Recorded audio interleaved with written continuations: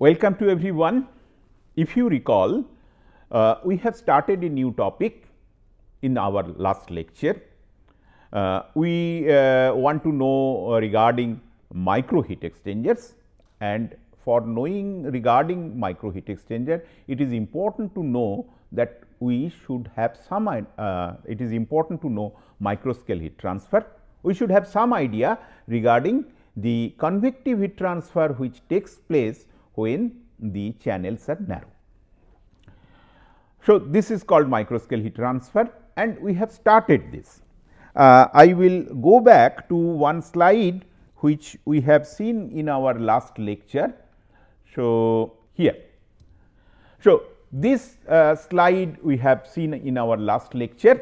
So, here we have defined a number called Knudsen number, and this Knudsen number is given by the expression lambda by L, where lambda is the mean free path of molecular collision and L is the characteristic length of the engineering system which we are considering. So, depending on Knudsen number, we can have continuum flow when Knudsen number is less than 0.001. We do not have any difficulty, this is our conventional flow situation, though we can have a very small channel, but Knudsen number is in this range. So, we can analyze it as we have analyzed our earlier problems of heat transfer fluid flow.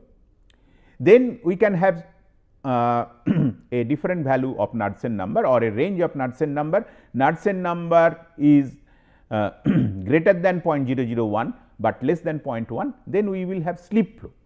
At the wall we will have slip, at the wall we will have a temperature difference between the wall and the fluid, which is called temperature jump, and slip flow basically we will use the Navier-Stokes equation, we will use the energy equation, but boundary conditions will be different.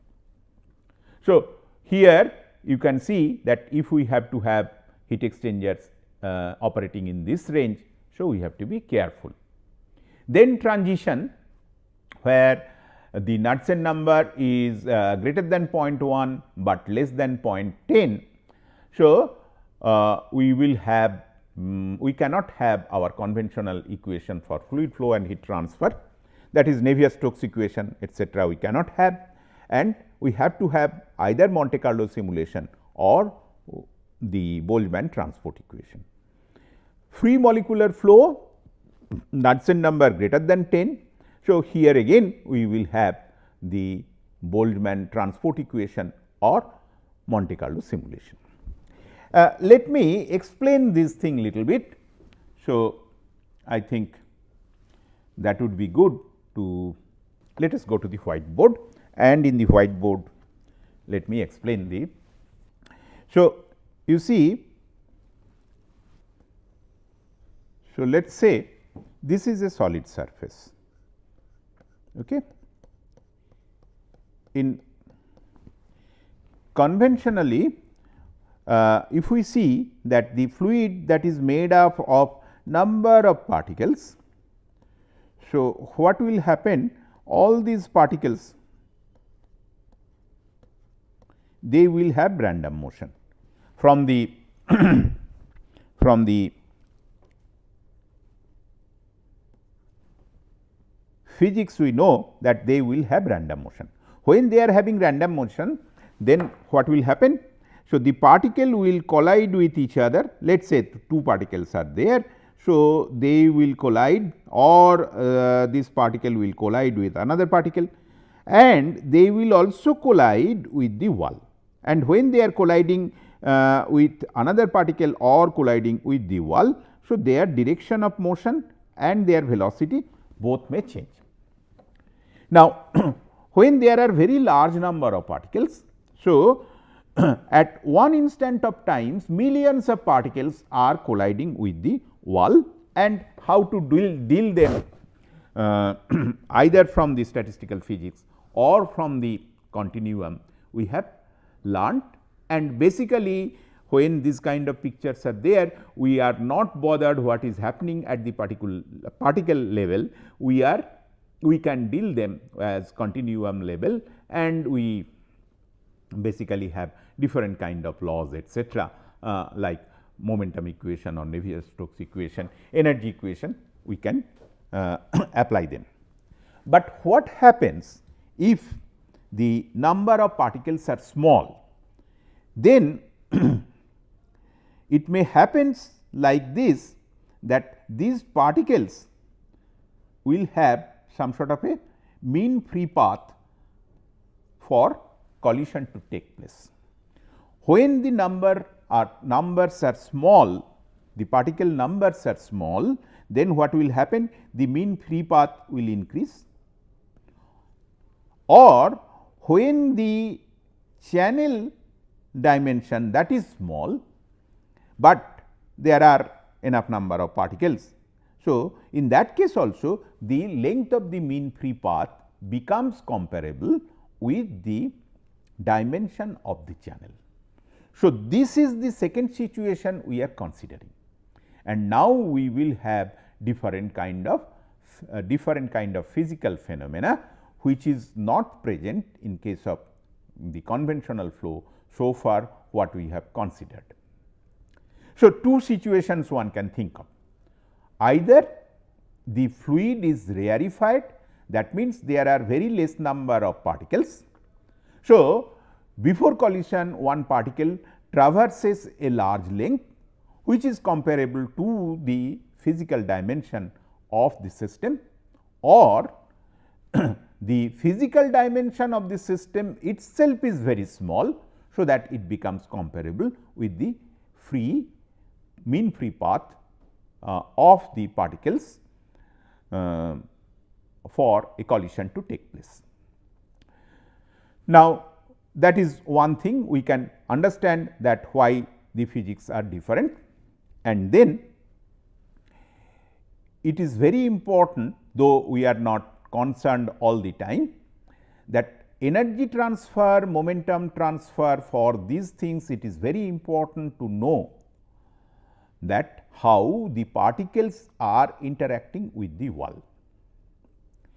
If the particles are interacting with the wall at a very large number at one instant of time, there are millions of impacts of the particles with the wall, then we get one behavior and we deal them with one type of law in physics, and when there are small number of interactions, then we deal them with another law of physics, or another types of law, another sets of law of physics. So, in case of microscale heat transfer, we are concerned with the second problem. That means, here as the number of particles has reduced, so we will have very less number of interaction with the wall, and then we have to see how we can deal with that. Again, we will not go, this is not the place to discuss microscale heat transfer in detail or particle physics in detail for rarefied kind of situation, but the scientists have developed certain laws when this second condition, which is unique condition, that exists. So, some of those laws we will discuss, and some of the physical insight I would like to give you as our discussion proceeds. Okay. Let us now go to the next slide. So, we have defined Knudsen number, and based on Knudsen number we have got different kind of flow phenomena. We could classify different kind of flow phenomena, that is continuum flow, slip flow, transitional flow, free molecular flow, like this. So, Knudsen number is important, and another thing we will see that Mach number also becomes important, because you see there is a change of density. We are considering rarefaction, or during the flow, particularly microchannel flow, there could be a change in density. So, compressibility of the gas, please look into this. Compressibility of the gas becomes an important factor for microscale heat transfer. Let us define these two. We can define Reynolds number like this, and we can define Mach number.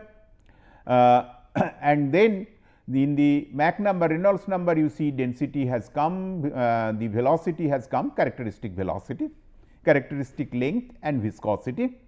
And in Mach number, we have got the characteristic velocity and the local sonic velocity. Local sonic velocity, that will be given by root over k r t. R is the gas constant, T is the temperature, and K is the ratio of the specific heats. Okay. So, from kinetic theory of gas, again mu can be obtained by this particular formula and from there we can define Knudsen number. Again we are coming back to Knudsen number, but here you see that two important non-dimensional number we have included, that is one is your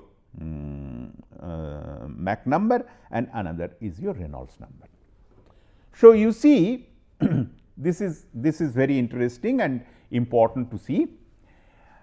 Initially I have defined Knudsen number in terms of the length free molecular mean free path of the molecular collision, which may be difficult to determine for a particular flow situation, but knowing the basic flow parameters, obviously one can define Mach number and Reynolds number.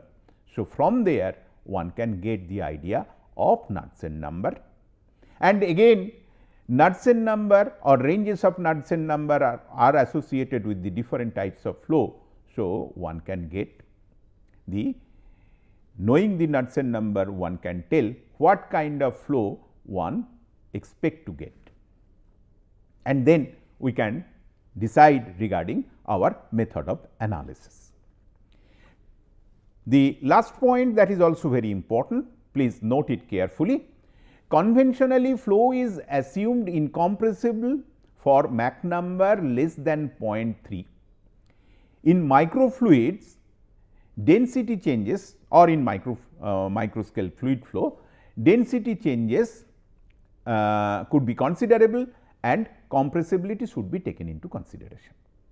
So, you see Mach number is important in this case, and density change, as there is density change, the compressibility effect of fluid flow, of course, it is associated with gas flow mainly.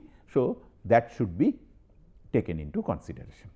So, these are the changes what we can see, that if really we have got a heat exchanger in the micro scale, the scales how we have to determine that I have given some hints. So, then the physics changes and specific kind of or appropriate type of fluid flow equation and heat transfer equation we have to consider. So, now let us proceed to see what kind of equation we have to take care, we have to consider, and we will try to learn these things with some simple examples, simple problems.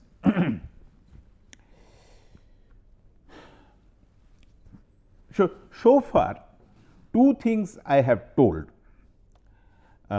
regarding your microscale heat transfer. One is velocity slip and another is temperature jump. So, let us see what is velocity slip. As the characteristic length of the microchannel approaches the mean free path of gas flow, mean free path, the gas flow becomes rarefied. This I have explained with some sort of a sketch of the particles, etc. So, then the interaction between the fluid and wall becomes more significant than the intermolecular collision. So, this is also one thing, as I have told, that now the interaction is not like before. When there are large number of molecules, the gas is not rarefied or the channel is not of smaller dimension. So, large number of collisions used to take place. Now, number of collisions are reduced. So, then what will happen? The molecules leave some of their momentum and create a shear stress on the wall. The molecules will leave some of their momentum and there will be some sort of a change in the shear stress. if specular reflection occurs, the tangential momentum remains the same, but the normal momentum is reversed. And let me read it and then I will explain. The tangential momentum vanishes in diffuse reflection, and neglecting the creep, thermal creep, basically the tangential momentum balance at the wall gives the first order slip velocity. So, u s is the slip velocity or the velocity of fluid at the wall. At the wall, if the wall is stationary, we should have got 0 velocity, but here we can see that there is a velocity, and that velocity depends on number of parameters. We will come back to these parameters later on, but it depends on du dy at wall, that means the velocity gradient at the wall. This is important. It depends also on the lambda. Lambda is the mean free path of the particles for collision. Now, what has been told, let me explain that thing little bit. Let me show two types of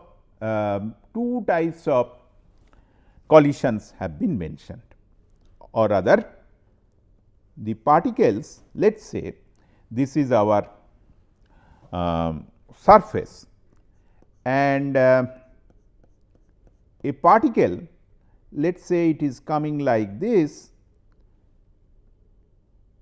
making an angle, and this can go back like this. So, this kind of collisions are called specular collision, and here more or less it obeys the laws of reflection. Okay. So, we can get, and some sort of momentum exchange also we can try to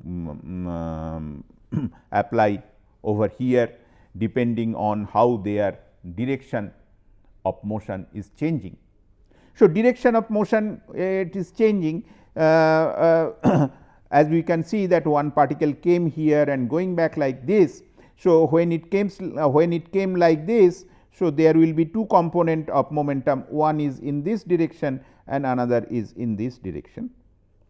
When it is going back like this, it will also have two component, one is like this and another is like this.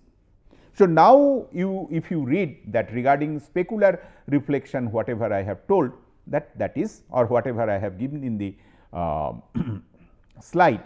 So, that can be related from this small figure which I have shown here, that one particle is coming and then it is getting rebounced back by the wall. Particle is coming at an angle and then it is getting bounced back by the wall. Now, this is your specular reflection. Then there could be another kind of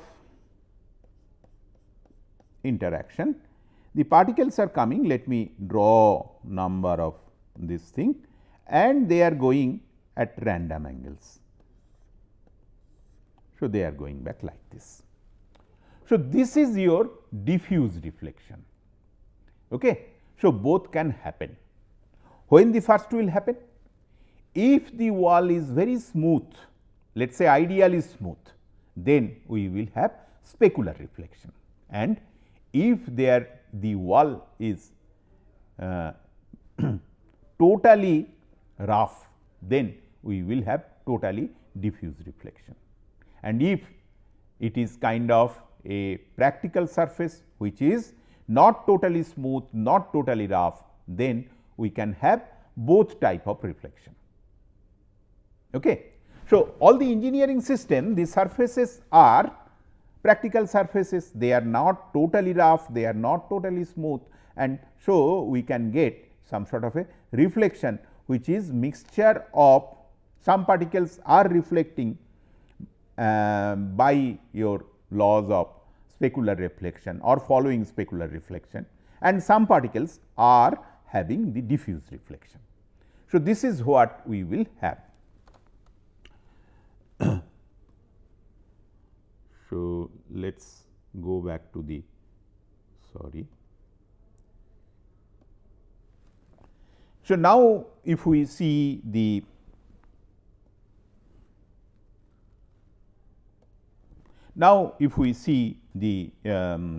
equation.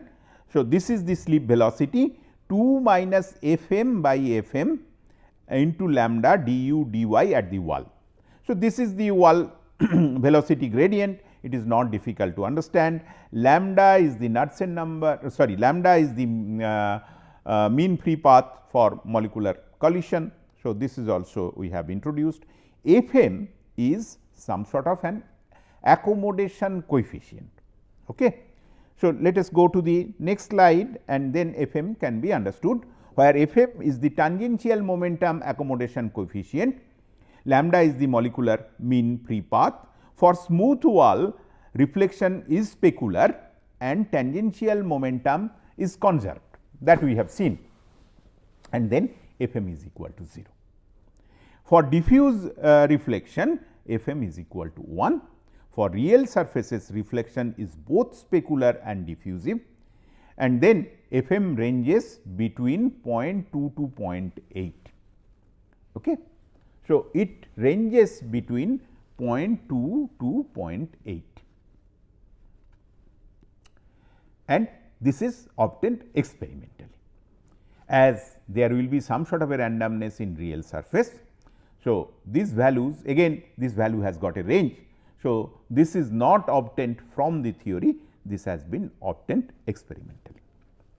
Well, so with this let us do one thing, we will go to some other slide, but so far whatever I have told, let us try to recapitulate.